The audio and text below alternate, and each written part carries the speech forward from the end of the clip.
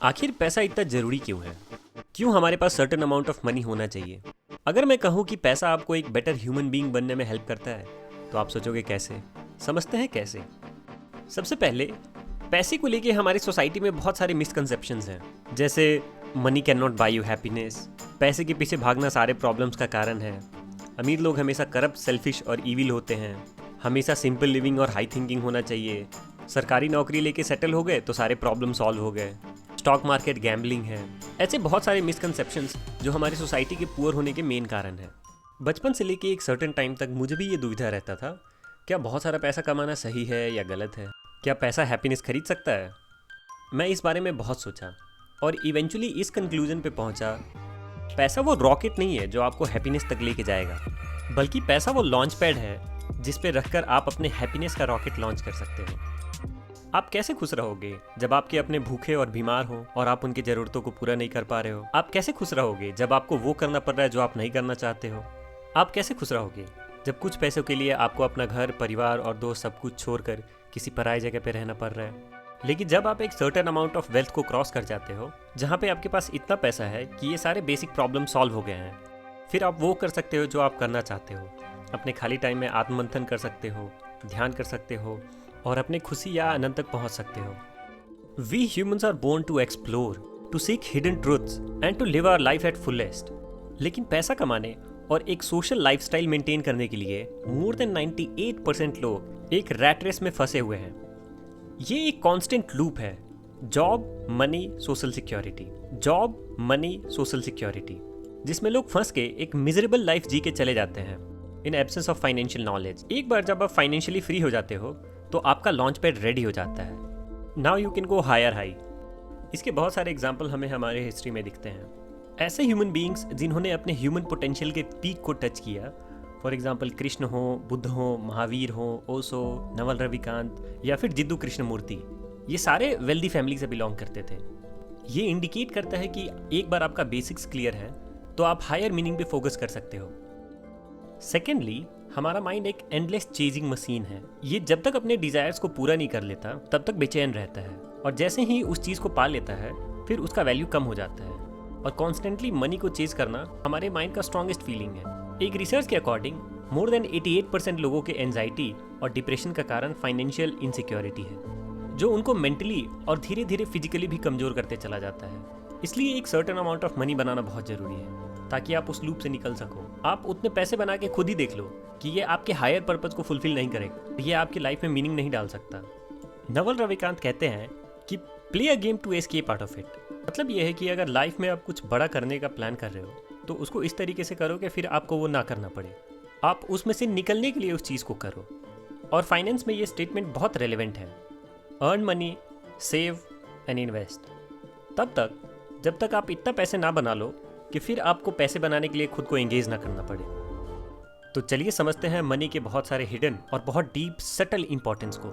सबसे पहले, पैसे आपको नए एक्सपीरियंस खरीद सकता है। आप पूछोगे कैसे?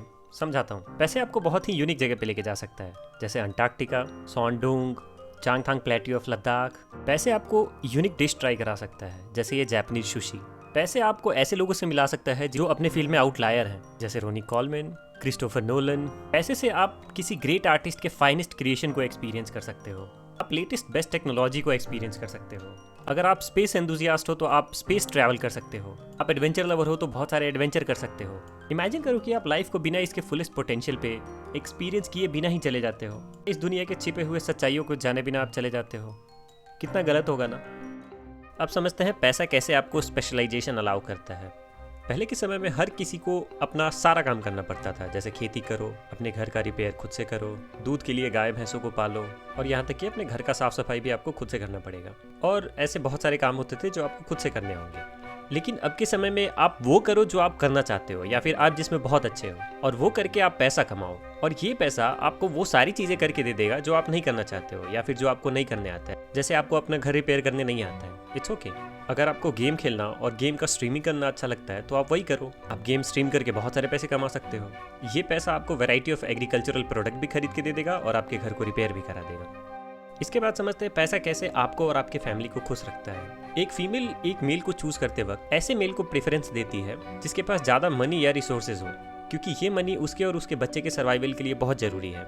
ये उसको एक बेटर शेल्टर प्रोवाइड करेगा, उसके बच्चे के लिए एजुकेशन प्रोवाइड करेगा, इन केस ऑफ हॉस्पिटलाइजेशन इनको केयर प्रोवाइड करेगा, और सोसाइटी में मच नीडेड रेस्पेक्ट और प्राइवेसी प्रोवाइड करेगा, जो कि इवेंचुअली उनको खुश रखेगा। इसलिए कहते हैं unhappy wife unhappy life, so make money. अब समझते हैं पैसे के एक वेरी सटल इंपॉर्टेंस को।